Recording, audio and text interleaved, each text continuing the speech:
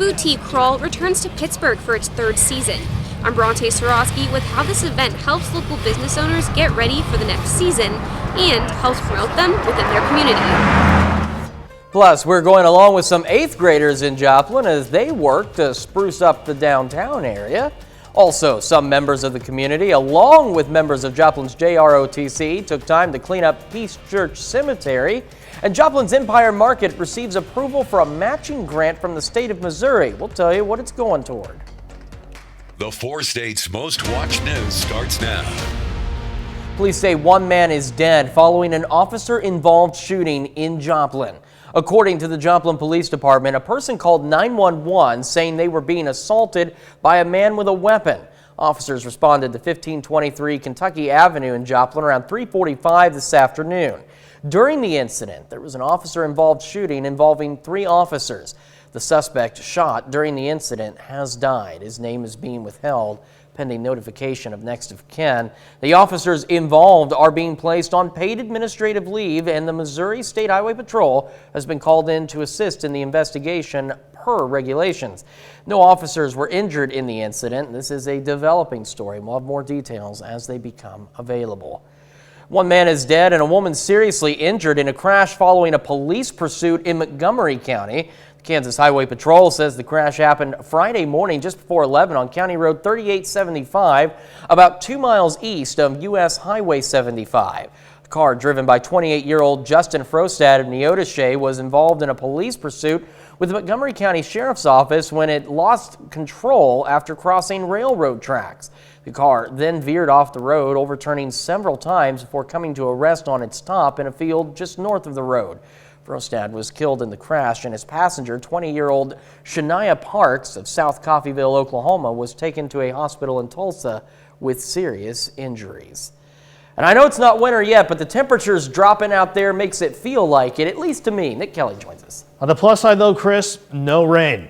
Definite change of pace for the better after we had quite a few days of rounds of rain passing through. By the 10:02, we're looking quiet from 7th and Range Line, and certainly felt cold this morning, that's for sure. 35 at Joplin, reasonable to start the day. Then we topped out around 63, no problem, thanks to plenty of open blue skies throughout the course of the day. The last of the cloud cover with the last storm system finally clearing the Mississippi River. But there's another system on the way. You can see where the south winds turn more northerly just to the northwest of the region. That's our next cold front. That's going to send temperatures a bit chillier for tomorrow, but I don't see any rain sneaking in just yet, at the very least. Most of us, though, turning quite cool, mid to upper 40s already, and I think temperatures are mainly going to hold steady in the lower to mid 40s as the front works on through. Can't rule out some passing clouds as the front rolls on through, but after we start the day at 43, Chris, we look good for tomorrow with highs near 58. We'll check out the trick-or-treater forecast for the kiddos and see how the rest of the week's shaping up here in a bit. All right, Nick, thank you. Well, shoppers were out and about in downtown Pittsburgh today for an annual event supporting local boutiques. KOAM's Bronte Sorotsky spoke with area businesses about how this event helps them grow closer to the community.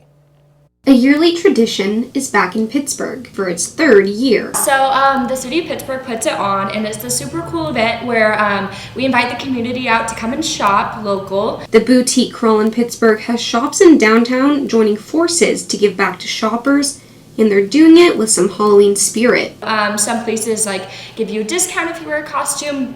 We're doing a spin the wheel, so you can spin the virtual wheel and get a discount that way. The crawl gives customers a chance to browse new boutiques in Pittsburgh, which in turn helps them get more customers and gets them ready for the next season. It's just kind of a fun way to celebrate the holiday for one, and kind of a good way to get people to come in and right before we're ready to decorate for our holiday season. So we all run different specials, and it's just a great promo to get everybody out and about in Pittsburgh. It's actually one of our busier days of the year because people are shopping for the holidays, and it's really great to see the community come out and support local because I think it's the best way to shop. For store owners, it's a time for them to connect with the people in their own community. Gosh, just the fun of seeing everybody coming in. We've had, it's just the atmosphere. The weather's great today. It feels like a good fall day. We've been playing our Halloween music, which just kind of, it's just the atmosphere of it all. And I love fall, and just knowing that, next is the kickoff to the holiday. The crawl was not only good for area businesses, but also for them to build connections with their clientele. In Pittsburgh, Bronte Sorotsky, KUAM News. Anyone in the downtown area was also encouraged to dress up to fit the crawl's Halloween theme. Well, some 8th graders from Joplin South Middle School got an early start to their Saturday in downtown. The students spent their morning planting flowers in the city's planters along Main Street from 1st to 8th and then along Joplin Avenue between 5th and 6th. The group was planting fall flowers to help keep the planters fresh and pretty through the season. Oh, it feels amazing, helping the community and everything. The flowers, it's a little impact, but a little can do a lot. The flowers were provided by Albert's Greenhouse of Joplin. Plenty of people were on hand for the Fall Workday event over at Joplin's Peace Church Cemetery today. Now, the event was organized by the Peace Church Cemetery Association. Now, helping out with the cemetery cleanup were about 50 to 60 cadets with the Joplin JROTC. The volunteers assisted with tree limb and weed removal and also placed section markers throughout the cemetery. The Shoal Creek Conservation Education Center had 4 staters racing against the clock in a nature escape room. The groups had 30 minutes to solve clues and puzzles that would teach them new things about different Missouri species. This event was a different pace from the education events they normally host, and a naturalist with the center says they hope it helped area residents learn something new. They got to explore something with a tarantula, and then there's our long-nosed gar that's really cool to be able to take a look at as well. So lots of cool things that are happening in our escape room. We just wanted something a little bit different to entice folks that maybe have come to our more traditional programs to come and explore nature in a different way. The activity was open to all age groups, and any group who was able to solve their puzzles before the time, they got a prize. The Missouri Department of Agriculture has announced 12 projects that will receive a grant to help with urban food insecurity. The Joplin Empire Market was one of the 12 recipients on that list. Now, the grant is a matching grant for $45,000 that the market will put toward a commercial kitchen. Officials with the Empire Market say that kitchen will help vendors provide more food options, as well as the market's Sprouts program, which provides free meals to area children. It's something that the market has wanted since day one when we opened the doors a little over 3 years ago now, and we're super excited to be able to finally start that process. It's going to be a pretty big project, but we're excited. Now, the Empire Market is still in need of volunteers. We've got a link to their site in this story. You can find that over on our website, which is koamnewsnow.com. And we take this time now to honor one of our many 4-state heroes.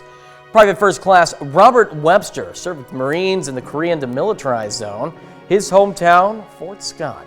We're proud to recognize Private First Class Robert Webster, tonight's 4-state hero. And remember, to learn more about other heroes or to nominate one of your own at any time, all you need to do is head over to our website. And again, that's koamnewsnow.com. Still ahead on the KOAM News at 10, President Biden and world leaders meeting in Rome for the G20 summit. Plus, tensions are beginning to rise over vaccine mandates across the country. Prizes. President Biden and leaders of the world's wealthiest nations gathered in Rome on Saturday for the first in-person Group of 20 summit since the pandemic. One issue on the agenda, what to do about Iran's growing nuclear efforts. CBS News correspondent Natalie Brand reports from Washington. With handshakes and photo ops, President Biden and world leaders gathered in person at the G20 summit in Rome. The pandemic has kept us apart, as it did with all our citizens. And even before, we faced protectionism, unilateralism, nationalism. In his opening remarks, Italian Prime Minister Mario Draghi said wide disparities in the distribution of COVID-19 vaccines are, quote, morally unacceptable and undermine the global economic recovery. Leaders also discussed ways to curb Iran's nuclear ambitions amid efforts to revive the 2015 deal with Tehran the Trump administration pulled out of. President Biden was asked when he wanted talks with Iran to resume.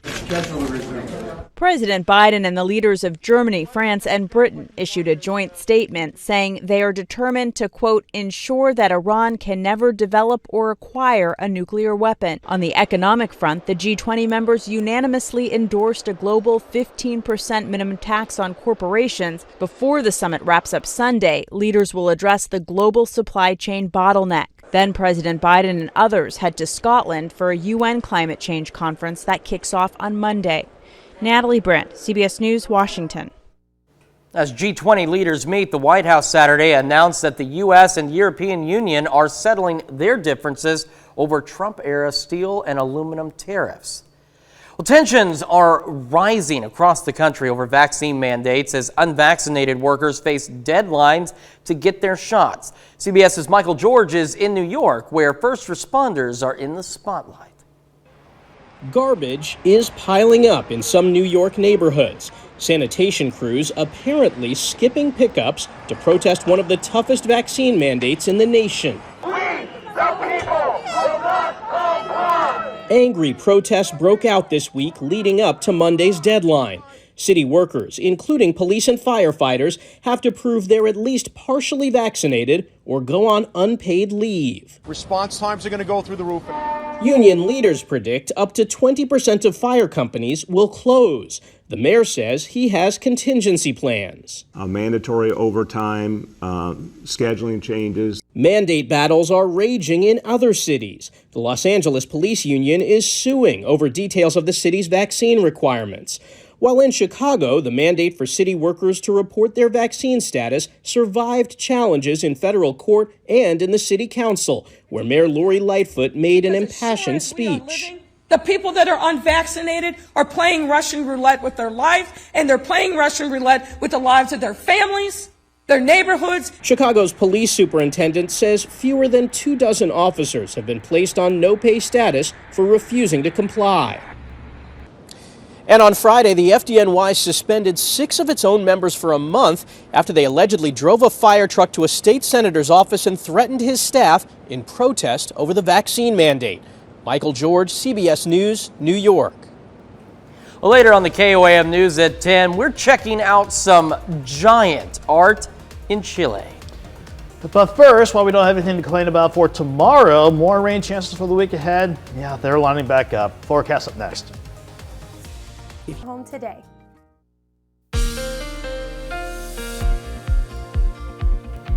After what felt like several days worth of rain chances, it's nice that we kept things quiet throughout much of this weekend, and certainly for today. In fact, the time lapse, how about the live view from Indigo Sky outside of Seneca, Missouri shows this camera staying quiet throughout the course of the day, and certainly as we go deeper into the late night hours. After we got rid of the rain early Friday morning, and good riddance after the rain cleared out, we just had the cloud cover keep temperatures steady around 50 throughout much of the day. Then, as the skies cleared out, we actually tanked into the upper 30s for many of you before we bounced back to about 63 this afternoon. Easy rebound because of finally more sunshine back in play and the last of that stubborn cloud cover clearing out across the eastern parts of Missouri.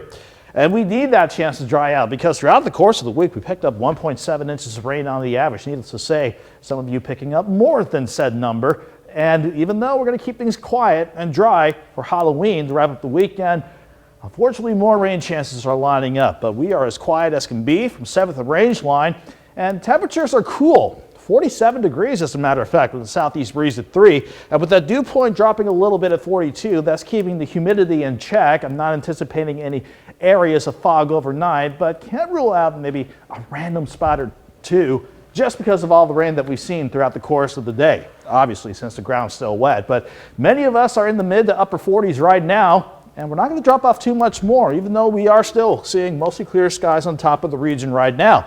But look at the wind arrows changing direction just to the northwest. That indicates our nice cold front ready to work on in. That's going to send temperatures a little bit downward compared to today for our Halloween. But there's not an upper level system with it, so we're not expecting any rain to wrap up this weekend, thankfully. But this wave could give us some rain on Monday, and then I'm watching a couple of systems out west for the middle of the week. We'll see how that pans out in a moment. But in the short term, here comes the cold front with the southerly breeze turning more northwesterly, certainly by morning, and with the passing front, maybe a little cloud cover by morning. That's not a big deal. That's about the worst that our Halloween's going to get, as overnight lows drop off to 43. We'll start the breeze light throughout the day at northwest at 5 to 10 miles per hour, but during the afternoon, picks up a little bit at 5 to 15 out of the north. Still 51 by noon. I think Joplin tops out around 58 degrees with partly sunny skies. In fact, everybody should top out in the upper 50s. So while the day on Halloween looks good, thankfully, it looks okay for the trick-or-treaters. Usually we have to occupy some rain chances, but we're keeping it partly cloudy and dry. But note the temperatures, 56 by 5 o'clock, 49 by 7, and into the mid-40s by the time all the trick-or-treating should be coming to an end on our Sunday night. Then the rest of the week, the upper level wave to the north in Canada brings in some scattered showers on Monday. That clears out, but another low developing and passing right on top of the region. You can see how that's going to bring in fairly decent shot for rain for the middle of the week. And that will certainly keep temperatures feeling like November. 58 on Sunday. Let's go 51 on Monday, 50 on Tuesday, 45 if we're lucky with all the clouds and the rain that we're seeing for Wednesday, Chris. But thankfully, we'll clear the rain out Thursday morning. It will dry out for the weekend, but look at those morning lows by the end of the week. Mid-30s. That could be certainly frosty as we head toward that time. Yeah, it's certainly looking like November, though, on that forecast. Yeah, no complaints here. All right, Nick, thank you so much. 30 Sports, Jacob Leonard here now. Pitt State football at home today against Central Oklahoma. The Gorillas trying to pick up their third straight win and get to 7-2 this season, plus a huge day for Oklahoma Sooners quarterback Caleb Williams. We'll have those highlights and more next.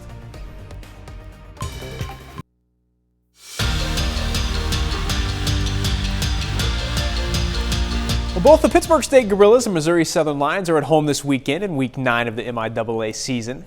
Pittsburg State welcomes in Central Oklahoma today, aiming for their third straight win. Now, the Gorillas are 6-2 coming into this one, while UCO is even 500 at 4-4. First quarter, Max Sexton to Devin Garrison. 16-yard score. Pitt State on top 7-0. They're trying to add to the lead here. Look at this. Cross Holmes from 54 yards into the wind.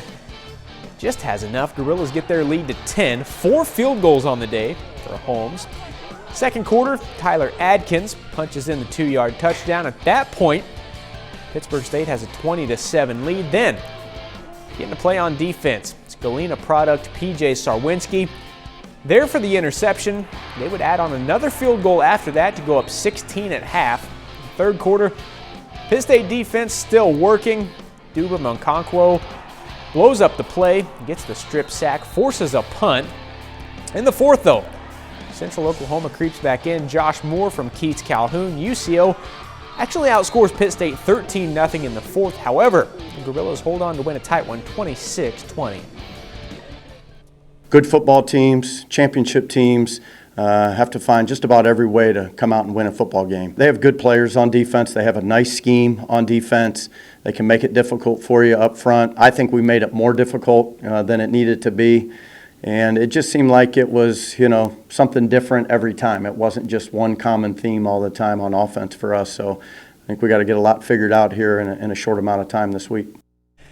As for Missouri Southern, the Lions hit the field this afternoon against Missouri Western. Both teams are 3-5 through 8 weeks. And the Lions trying to bounce back after a 3-point loss at Emporia State last weekend. Southern down 17-6 late in the second. Reagan Jones keeps it but fumbles. Ian McSwain recovers. The Lions get the ball back. Then later in the drive, 3rd and goal, Dawson Hurl finds tight end Keandre Bledsoe. 2-point conversion good. Lions trail by 3 at half, and they got a little momentum. But the Griffins come out fast in the third. Jones connects with Cooper Burton for a 40-yard touchdown. The Lions trailing by 17 in the third. Hurl finds Jarmichael Cooper in the end zone. That cuts it to 31-21. Missouri Southern would score again in the fourth. Again, it would be Cooper, but Missouri Western tops Missouri Southern 45-28.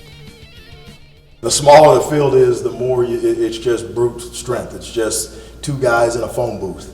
And that's where the physicality kind of shows up. And so, again, as we progress as a program, we've got to find ways to be able to be the more physical team in the red zone on those 3rd and shorts, those 3rd and 2s.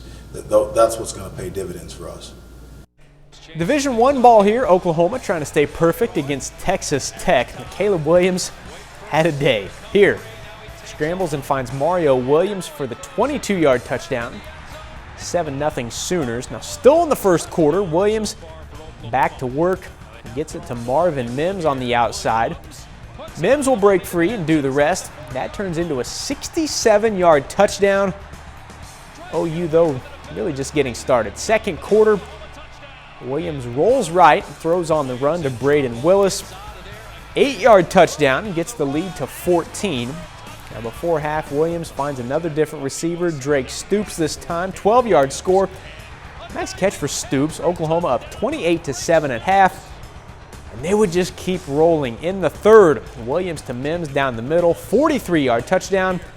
Caleb Williams throws for 400 yards, 6 touchdowns. Sooners cruise by Texas Tech 52-21. Well, today's the opening day of the postseason for the Joplin High School boys soccer team. Joplin is the 4 seed in the Class 4 District 5 bracket after going 15-6 in the regular season. The Eagles hit the field against Republic in the first round of districts. They win a good one, 2-1. The Eagles now move on to face Kickapoo in the district semifinals on Tuesday. And that's it for sports. We're back with more news right after the break. Prizes. People in the Chilean capital of Santiago enjoyed an open-air exhibition by world-renowned artists on Saturday with works that included that guy. It's a giant rubber duck, plus fried eggs and even a toy robot. Now, works on display included the iconic rubber duck sculpture, which you saw. It's by Dutch artist Florentijn Hofman, the wooden troll by Thomas Dombo, and multiple installations of fried eggs by Henk Hofstra. The sculptures sit on the shore of the artificial lake of the family park, filled with water diverted from the Mapocho River that flows through Santiago. So that's definitely, I would like to try to put that giant rubber duck in the bathtub. I've got a couple of kids, I think, that would thoroughly enjoy that. Must have a pretty big bathtub then. Okay, excellent point. I'd like to try and put it in a very large pool.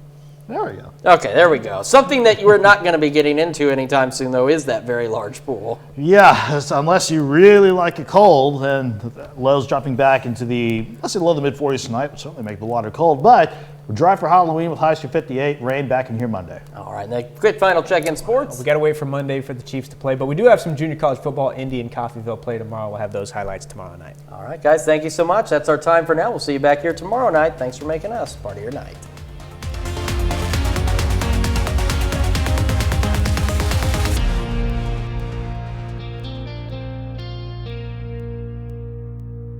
Salon Service is